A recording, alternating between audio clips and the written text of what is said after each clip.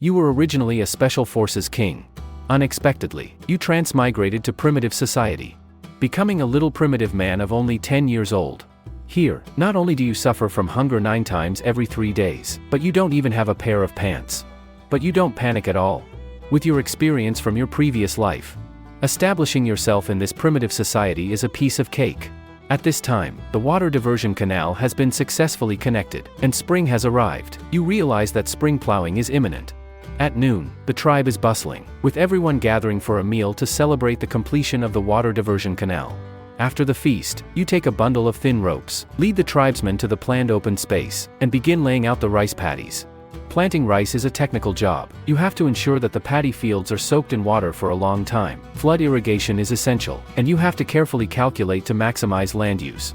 Another key question arises: how much rice should our tribe plant, and how much arable land should be allocated? Wild rice is quite large, almost twice the size of common rice grains from your previous life. In your previous life, one gene of rice had about 26,000 grains. Thinking about the limited seeds, you start to hesitate. In your previous life, you only grew vegetables for a few days, and you know nothing about growing rice.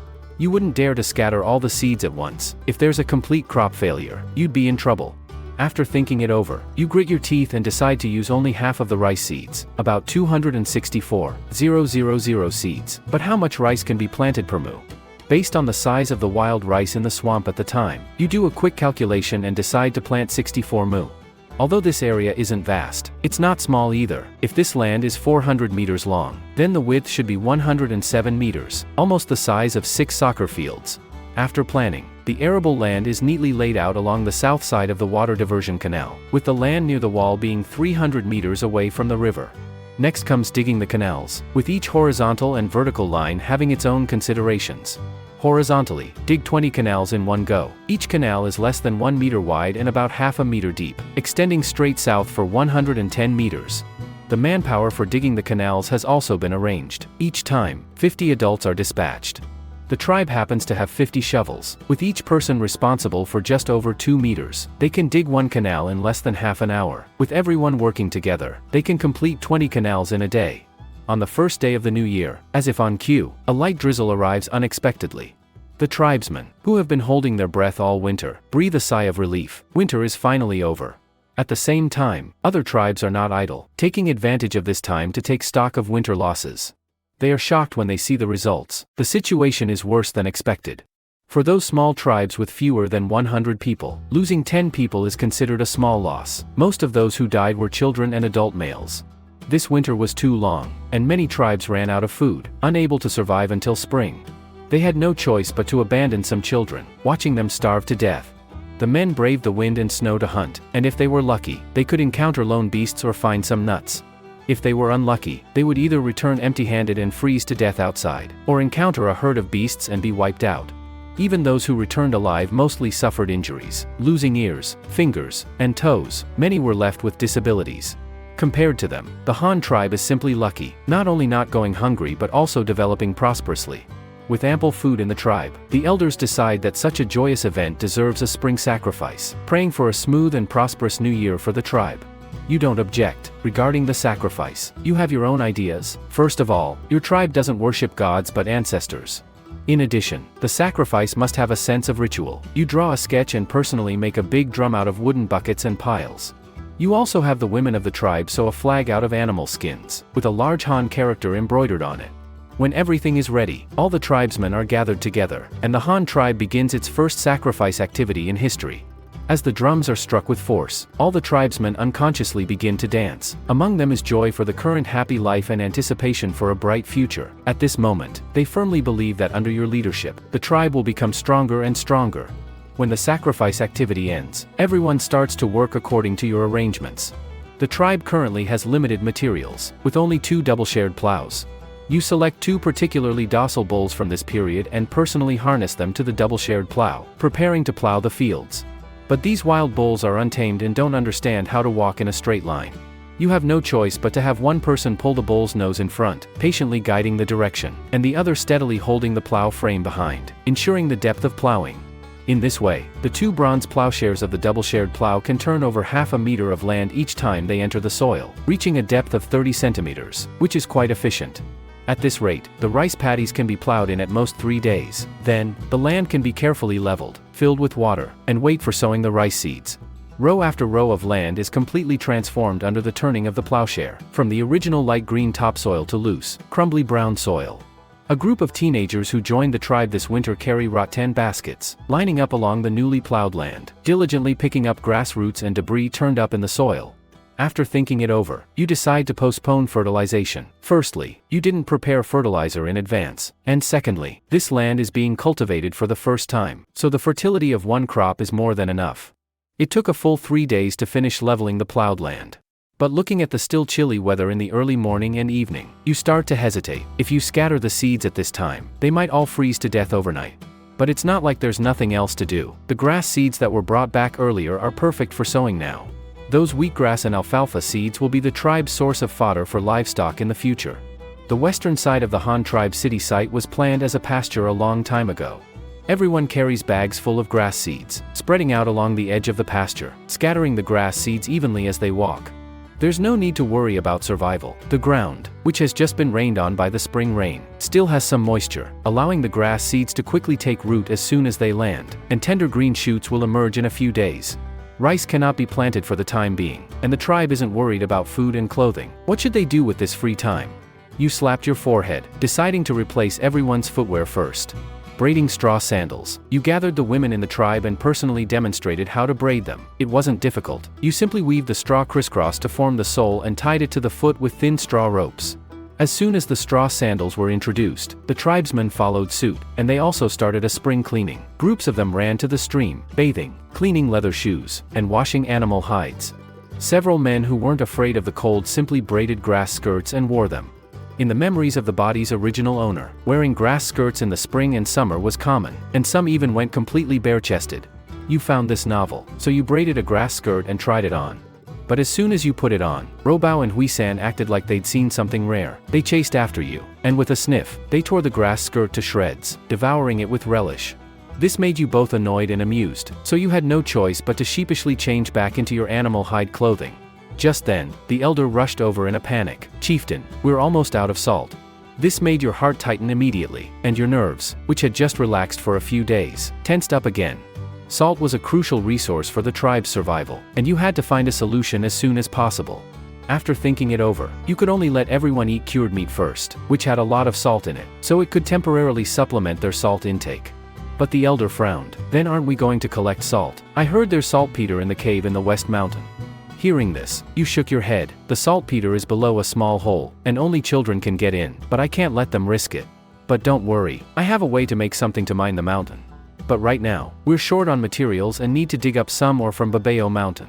So, the tribe temporarily relied on cured meat. The tribesmen worked together to quickly cultivate the 20 blocks of rice paddies next to the Yingshui River. After some hard work, all 64 mu of rice paddies were plowed. The matter of mining was finally put on the agenda. A group of men grunted and heaved, working together to carry the wooden boat to the Yingshui River system. The 3-meter-wide wooden boat looked particularly large in the 4-meter-wide river channel. The tribesmen watched the wooden boat floating on the water from the shore, muttering, "Can this boat really carry people? Won't it fall into the water as soon as we get on?" Hearing this, without a word, you lifted your leg and stepped onto the boat. The wooden boat swayed a few times in the water but floated steadily on the surface. Then you turned your head and shouted to everyone, "Who else is coming up? If you don't come up, you'll have to pull the boat on the shore." When everyone saw this, they grew bolder, and several people followed suit and boarded the boat. With everything ready, a team of 26 people set off in a mighty manner. Each of these men was strong and well-equipped, with a long spear, a longbow, and a bronze shovel, a quiver, and 50 arrows on their back. Deshu and the other 3 men even brought an extra short-handled bronze axe. The scene of departure was lively. Men, women, and children of the tribe gathered by the river. The women busied themselves, loading dried meat and pottery bowls onto the wooden boat. The children led 8 wolf pups, jumping and watching the fun on the shore. Tsubing looked reluctant, tugging at your sleeve, handing you a snakeskin water bag. You smiled and rubbed his head, saying softly, "I'm just going to dig up some stones this time, and I'll be back soon." The group boarded the boat and went upstream along the Yingshui River. Although going against the current was slower, it was much faster than walking. In a few hours, they arrived at the place where you first met Deshu, at the edge of the dark forest. After landing, you quickly made arrangements. "Everyone's been tired all morning. Let's cook and rest first." After we finish eating, we'll load the tools and supplies onto the oxen's backs, and everyone will drag the boat into the forest together. Leave Mutun, who's familiar with the terrain, and the 4 teenagers from the Black Rat tribe to guard. The remaining 20 people will each lead an ox and go mining with me. Turning to Mutun, you carefully instructed, Mutun, are you okay? I'll leave you 5 some food. You'll be guarding here for about 7 sunsets. If you find enemies, and you can't beat them, abandon the wooden boat and run towards Babeo Mountain. Don't lead them back to the tribe, the women and children are there. After lunch, everyone hid the wooden boat, and the mining team continued on their way. But who would have thought that in the middle of the night, while they were sleeping soundly, cries of sorrow spread everywhere. There was a rustling sound, as if some big guy was moving through the forest. Then a roar that shook people's ears came. Everyone was shocked and jumped up from the ground. Looking up, they saw a humanoid giant covered in golden red fur, with explosively developed muscles, bearing its fangs and claws, heading straight for the Han tribe's campsite. Hui Shan and Robao, 2 dire beasts, roared first, charging towards the giant ape. The giant ape wasn't ambiguous either. It pounced down from the tree and easily knocked Hui Shan away with a sweep of its arms. Seeing this, your heart jumped to your throat, and you quickly told everyone to grab their weapons. You also trembled and groped on the ground, feeling a little more confident after grabbing the Jinqiang. Everyone also gripped their bronze spears, but because they were too frightened, their legs were shaking, and they couldn't stand still. The giant ape wouldn't let it go. After landing, it opened its mouth, which was covered in viscous saliva, and roared again, making everyone's heads buzz. You endured the headache and ordered everyone to raise their wooden spears and attack, saying, I'll take the lead and stab the Jinqiang into the giant ape's chest. But the giant ape was incredibly strong. It grabbed the wooden shaft of the spear, swung its arm, and sent you and Dolly flying, smashing heavily against the tree trunk. In the blink of an eye, the giant ape grabbed a Black Rat tribe teenager, twisted his neck with a snap, and threw the corpse at the crowd as a weapon.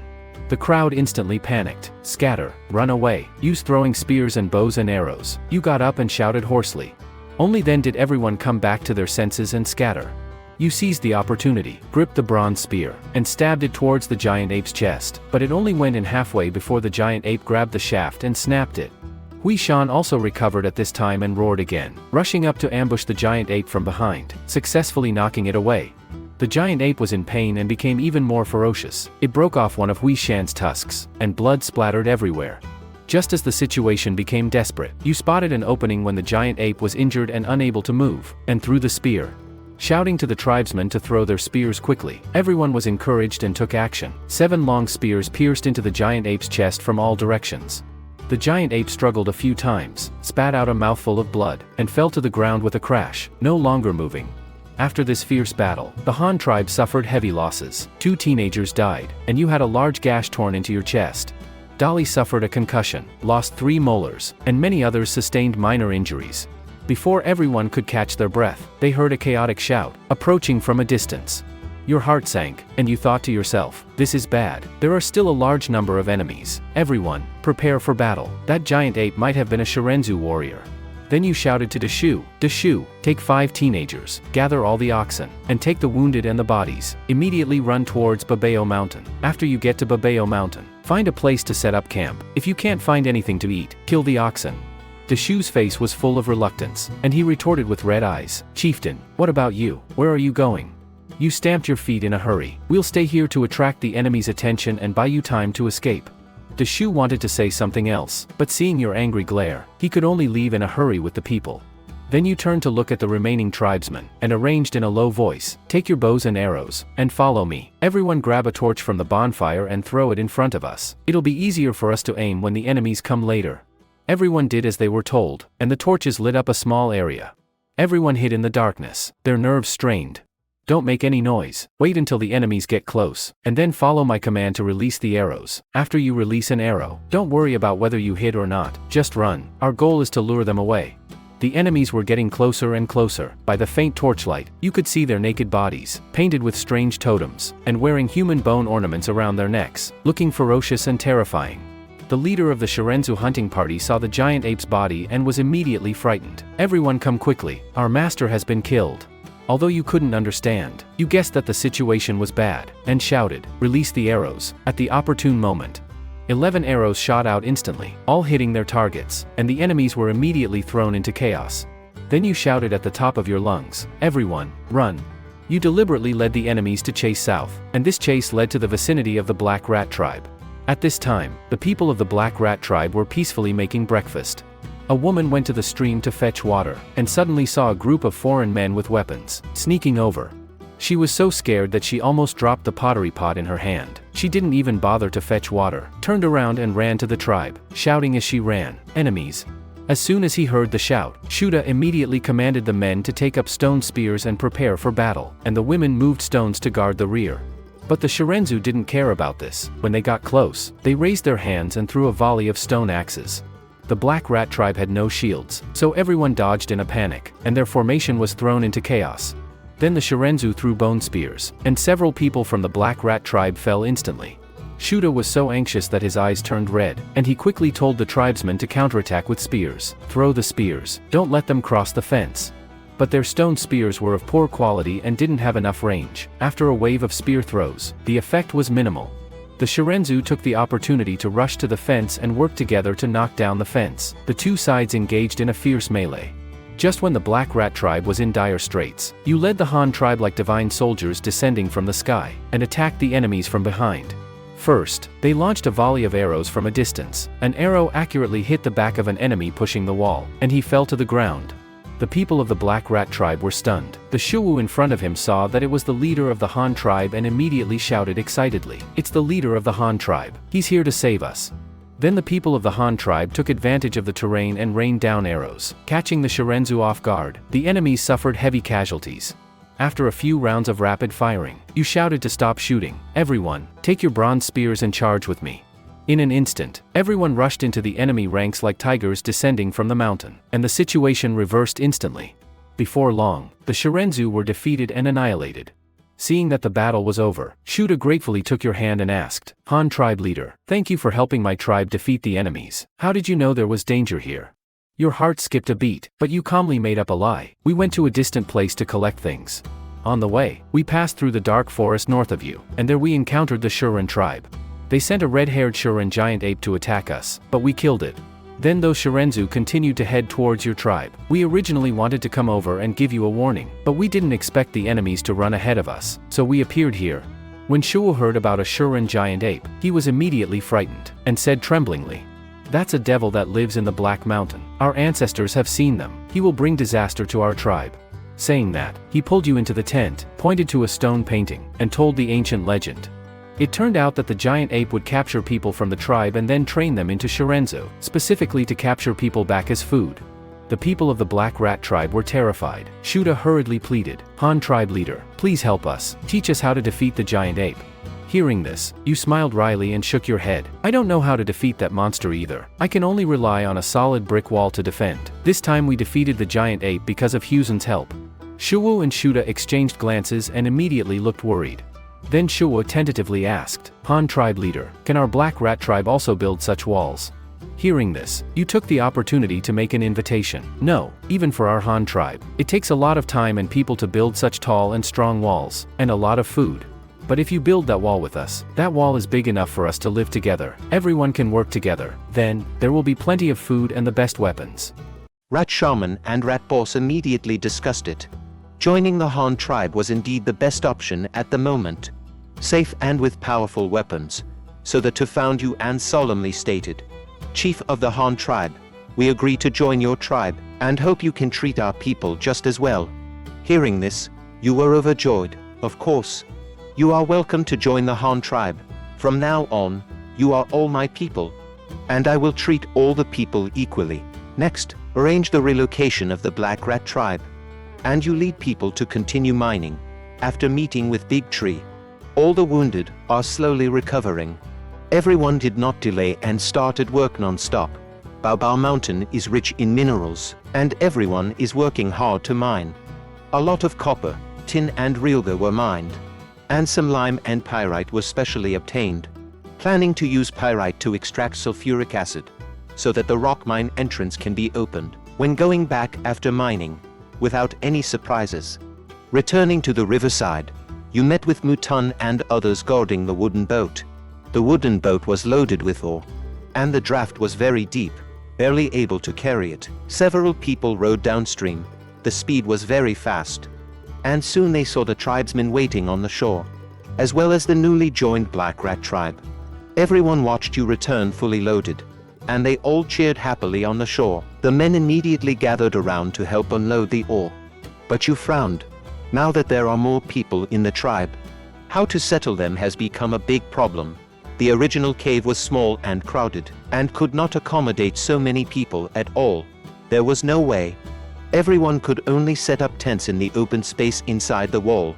Fortunately, the people of the Black Rat tribe were not so particular about it, and were used to living in tents. In addition, when they came to the Han tribe, they saw the meat and animal skins piled up like a hill, and there were many large livestock jumping around. They were so happy. They didn't say anything and started to set up tents quickly. Then you told everyone that in the future, everyone must go to the same place to solve the toilet problem. Those are natural fertilizers and must not be wasted. After arranging the tents, you turned to the cripple and ordered, "You should fire more pottery these days for the new tribesmen to use.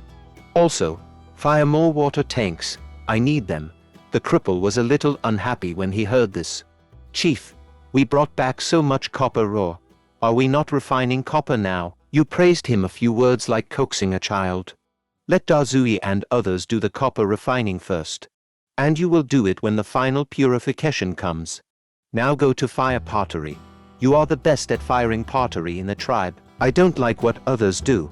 When the cripple heard this, the unhappiness in his heart disappeared instantly, and he happily assured that he would fire the pottery well. Everyone worked together, busy until the evening. A simple round thatched cottage was built as if by magic. In the evening, new and old tribesmen sat together and had the first dinner in a lively atmosphere. During this period, everyone talked and laughed, and the relationship between the tribesmen became closer unconsciously. After dinner, the men gathered together, enthusiastically studying the sharp weapons and ingenious tools of the Han tribe. The women were not idle either, sitting together, exchanging methods of weaving straw sandals and rattan baskets. The newcomers learned humbly from the side, and also slowly penetrated the vocabulary of Chinese. Just when everyone was doing their duty, you carried a copper shovel, pushed a small cart, and quietly busied yourself near the livestock pen and the toilet. This scene was just seen by the elder, who walked forward with a puzzled look and asked, "Chief, what are you doing digging a latrine? Is there anything useful in there?" When you heard this, you were annoyed and replied unhappily, "I'm not digging dung, but the soil next to the latrine." The elder was even more confused. "Chief, what do you want those soils for? It's not used for firing pottery. You should think of a way to collect salt. So many team members have come again, and our salt reserves are running out." You held back a stomach full of fire and shouted impatiently, "Didn't you see that I'm preparing? Digging this soil is to open a salt mine." "Okay, leave me alone. I know what to do." The elder stood in place watching your busy back, full of suspicion. "Digging soil can also open a salt mine." I'm afraid the chief is making excuses. In fact, you know it like a mirror in your heart. The soil near the livestock pen and the toilet contains niter, which can be extracted to make explosives. With explosives, you can blast open the rock cave. You directed several women to purify saltpeter. The process is very similar to refining salt. The next day, white saltpeter crystals were successfully produced. With saltpeter, things are not over yet. You have to find a way to get nitric acid and glycerol, and then synthesize the amazing nitroglycerin. Glycerol has to be separated from oil. Fortunately, during the winter wolf attack, the tribe harvested a lot of animal oil, so there is no shortage of raw materials. Nitric acid must be produced by reacting saltpeter and sulfuric acid, but there is no sulfuric acid at hand. You set your sights on pyrite. You did what you said. You carefully selected a flat place where you usually burn charcoal, and worked in an orderly manner. First, you piled up a pile of firewood, then piled the flaky pyrite around the firewood, and finally pile it into a small mountain, burying the firewood tightly, leaving only a few ignition holes at the bottom. Then, cover the outside of the ore pile with a layer of dry grass tightly, and finally spread a layer of wet mud, but leave a few vents at the bottom and top. Everything was ready. You used a thin twig and a stove to carefully ignite the firewood from the vent below. Pyrite contains carbon and sulfur. In the blink of an eye, the ore burned in the mud shell. This heating reduction reaction takes a lot of time. Probably half a month. Taking advantage of this free time, you started to make distillation equipment to prepare for purify sulfuric acid, nitric acid and soda equipment. You can rest assured to leave the drying and firing to the cripple. You took the time to check the livestock breeding situation. Seeing that the weather was getting warmer, the animals in the tribe seemed to have agreed to shed their hair one after another. When you saw this scene, you slapped your thigh. The time has come. You hurried to prepare for sowing. The warehouse is stocked with wild rice, peanut, chili seeds, and also canaf and man-eating tree seeds. Peanuts have to be shelled and soaked first. You took a few nimble girls, found an open space, sat on the ground, and started to work. Rat Shaman passed by, saw this scene, walked forward with a puzzled face and asked, "Chief, what are you doing? Why don't you eat these nuts? Your hands didn't stop." And you explained with a smile, "We are going to plant this kind of nut now. You must remember that this thing is called peanut seeds." He muttered a few times in a low voice, still puzzled. "Then what is planting?" You patiently explained to him by counting your fingers. Planting is when you bury this kind of nut in the soil in the spring and water it. And it will grow into a plant by the autumn. One peanut buried will definitely grow dozens or even hundreds of plants. If we plant these for baskets, we will harvest at least 400 baskets or even thousands of baskets. Rat Shaman's chin almost hit his feet. His eyes widened in disbelief. You nodded affirmatively. "As long as you plant well, there will be more than that, and we will not only plant peanuts, but also rice. Rice is even better. If you plant one grain in the spring, you can at least double it by 10.00 times in the autumn. This is what I said before, the way to support 6-0 people with this land."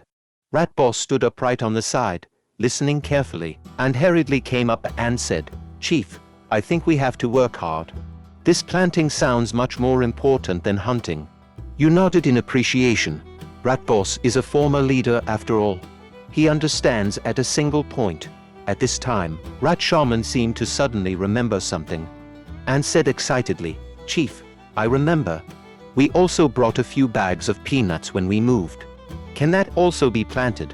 We don't lack food now. I think we can plant those too." When you heard this, your face also showed a surprise. "That's great." You immediately asked people to sort out those peanuts. "Remember to pick out the intact ones." Rat Shaman nodded repeatedly, and walked quickly with his crutches to find his former tribe to arrange this matter.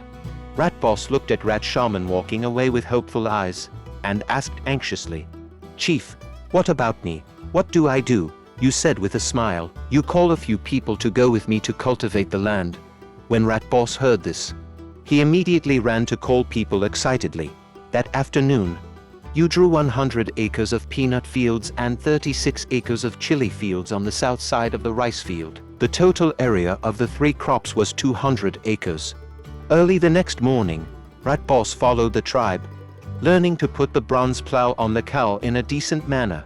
An experienced Han tribe woman led the cow in front, and Rat Boss held the plow behind, seeing the soil on the ground tumbling like waves with the advancement of the bronze plow. Rat Boss was both surprised and novel. 2 cows and 4 plows worked together, and the work progress was quite fast. You were not idle either, and soaked 22 gin of rice seeds in the water tank early in the morning. These seeds had to be soaked for more than 24 hours. Taking advantage of the soaking, you selected the westernmost piece of land in the rice field, opened the canal and started to release water for irrigation, preparing it as a seedling field. After the peanut seeds were sorted out, they were also soaked. Peanuts are a fixed planting crop and can be directly sown in the field, but the premise is that the field must be cultivated well. In order to allow rice, peanuts and peppers to be sown at the same time, Shudar led people to cultivate the land with all their strength. The workload of 136 acres of land was done from dawn to dark. Everyone was sore and backache, but their enthusiasm did not diminish. When people were tired, they changed people. And when cattle were tired, they changed cattle. 2 bronze plows flew in the soil non-stop. In less than 2 days, all the plant plots were turned over. The soil became loose and breathable, and the weeds were cleaned up. It was a proper fertile field. The soaked seeds were out, carefully covered with thatch, sprinkled with water and placed next to the charcoal kiln to germinate. On the third day, everyone began to evenly sow the germinated rice seeds in the field, then gently covered them with a thin layer of soil, and finally opened the canal gap and flooded the field with water. Peanut seeds are very particular about sowing.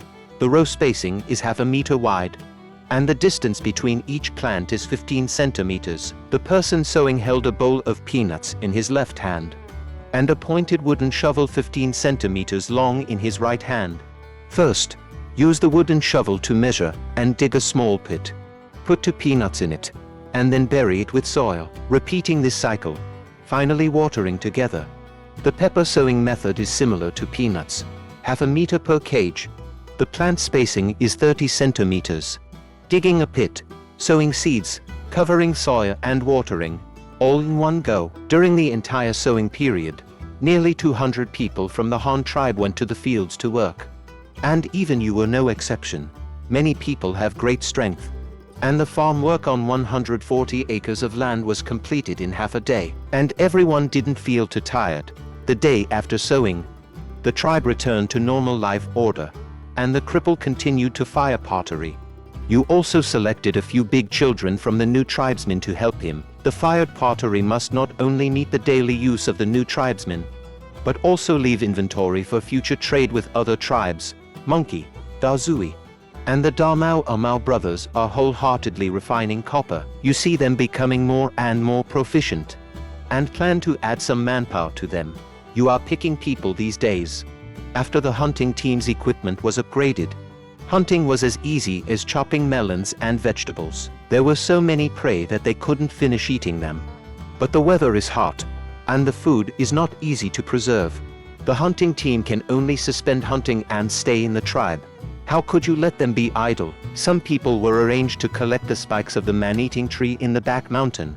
These spikes can be used as arrow feathers, and are also strategic materials, which must be stored in large quantities, and some man-eating trees can be planted at the same time. Some people are responsible for cutting down trees. The trunks are kept to build houses and make objects, and the branches are dried for firewood. Some people go to the jungle to catch chickens. You are determined to expand the breeding scale. Poultry feathers are most suitable for arrow feathers. You can't just catch wild chickens every time you make arrows, so you have to engage in sustainable breeding. There are many birds that can be raised near the tribe, such as dodo birds, grouse, guinea fowl, and your favorite red-tailed black chicken. You also drew a piece of land next to the rabbit pen, built a chicken coop with bricks, wooden sticks and thatch, and surrounded it with a one-person high fence. The chickens caught will not be able to fly after plucking their scales and tail feathers. The feed is collected from the nearby pasture. Alfalfa and ryegrass are growing vigorously, enough to feed the chickens and rabbits. Early on the third day, Rat Shaman and Elder, 2 old men, got together and whispered excitedly about something. You were seen by them as soon as you left the wall. The elder shouted, "Chief, come and see. The rice you said has grown." You were still a little dazed, but when you heard this, you instantly came to your senses and ran towards the rice field. When you got to the ground, you saw that the seedling fields were densely packed with tender green heads, and the seeds germinated and broke through the soil. Your eyes suddenly became hot, and your voice was a little choked. "Good, it really grew. I can eat rice again." The elder saw you like this and asked strangely, "Chief, what's wrong with you?" You stabilized your emotions and turned to order. "Ah, it's okay. I'm just happy. By the way, you to go and tell all the tribesmen not to walk through the fields. Whoever damages these seedlings will be punished by not eating for a day. Let the children watch the livestock and wolf cubs carefully, and don't come to the fields. Whoever commits a crime will be starved for a day. Whoever dares to destroy these foods, I will punish his food." Rat Shaman suggested from the side, "Chief, why don't we use branches to surround a circle of fences?" You waved your hand and said, "No need. It's too wasteful of manpower and time. Just tell everyone the ban clearly." Sure enough, when eating breakfast, Everyone heard the ban and no one objected. Knowing that these seedlings were their future rations, on the seventh day, peanuts and peppers also germinated and broke out one after another. Rice grew its first leaf. The fields were green and full of vitality. The number of hedgehog black chickens in the chicken coop also grew to more than 30. And the rabbits are about to give birth. Looking at the livestock in the pen, you thought about the four-wheeled carriage that has not yet been built. Metal production is the key to restricting the development of the tribe. Before, there was little copper reserves, and many plans were shelved. Now that there are sufficient ores, plans such as saddles, four-wheeled carriages, and wooden barrels can be restarted. Saddles are not difficult to make. It is just right for the bighorn deer to use. You made the saddle, and couldn't wait to bring a strong male bighorn deer, put on the saddle, get on the road, and circle on the grassland west of the tribe. This scene was just seen by the new tribesmen who came back from catching chickens. They said with envy, "The chief is so amazing. I also want to ride that deer. It must run very fast if I ride it." The companion next to him said in a low voice, "Of course the chief is amazing. Many things in the tribe were invented by him, such as firing pottery, refining copper, raising animals, and planting peanuts. I heard that the chief is going to open a mountain." Open a mountain? What mountain to open? Can the mountain still be opened? It is said that it is opening a mountain to dig salt. The kind of salty thing we eat. I don't know if it's true or false. Don't tell others. Don't worry. I just want to see how he opens the mountain. Have you seen the bows and arrows used by the old people? They are very powerful. They can shoot people to death from a long distance. That was invented by the chief. I also want one. I heard that the carpenter is making it. You got off after riding for a while and led the deer back, and then busy with the wooden barrel. The tribe lacks water storage containers that are easy to transport. Pottery is fragile and has poor sealing performance. So wooden barrels must be made. There is a trick to making wooden barrels. You must squeeze the wooden boards tightly together to seal them. You plan the size, and use the cedar wood left over from shipbuilding. And let Mutan and others make them according to your guidance. In this way, wooden barrels of various specifications were born in the Han tribe one after another. Transportation type, daily use type, and with handles, everything. The elder looked at these wooden barrels and couldn't help asking, "Chief, what are we doing so many wooden barrels for?" You explained with a smile, "Of course it is for use. If we can't use it up, we can trade it to other tribes. This wooden barrel is much more practical for holding water than pottery. Someone must want it, but if there are not 10 strong young men to exchange it, I will not agree." With the wooden water bucket settled, you immediately put your mind on the big car. The most important part of the car is the wheels. The manufacturing process is cumbersome, and the load-bearing capacity is high. The previous method of making trolleys will definitely not work. After thinking about it, you gave Mutan 2 sets of accurate data, and solemnly instructed, "Make 4 wheels according to this size, to large ones and to small ones. Be sure to choose strong wood." Mutan took the wooden board, which was densely written with dimensions, and took out a copper ruler to carefully compare the scales, and nodded repeatedly, "No problem, Chief, don't worry. The production of large wheels takes a long time. You don't have time to do it. You turn around and go too busy with other important things. In the blink of an eye, the mud wrapped in pyrite has been burning for 11 days. And it looks like the time is almost up.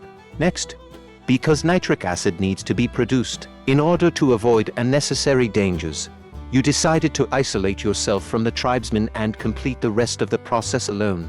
After working hard for 2 full days, I finally got to large jars of sulfuric acid and iron hydroxide crystals. These crystals are solid iron powder, and you will rely on them to make ironware in the future. With sulfuric acid, it is much easier to prepare nitric acid. You took out a brand new set of distillation equipment, put the saltpeter and sulfuric acid purified by the women into the distillation pot, and distilled them all at once. Nitric acid was obtained soon. Seeing that nitric acid and concentrated glycerol are all ready, you dare not take it lightly. This nitroglycerin has a violent temper. If you touch it a little, or even if the temperature is a little high, it can explode instantly. For the sake of safety, it is best to mix it temporarily before use. Now everything is ready, only the east wind is owed. You turn to order the cripple to cast a batch of sword clusters with a copper-tin ratio of 5:2, and specially told one of them to be made into a round head, which can be detonated remotely with bows and arrows, which is relatively safe and reliable.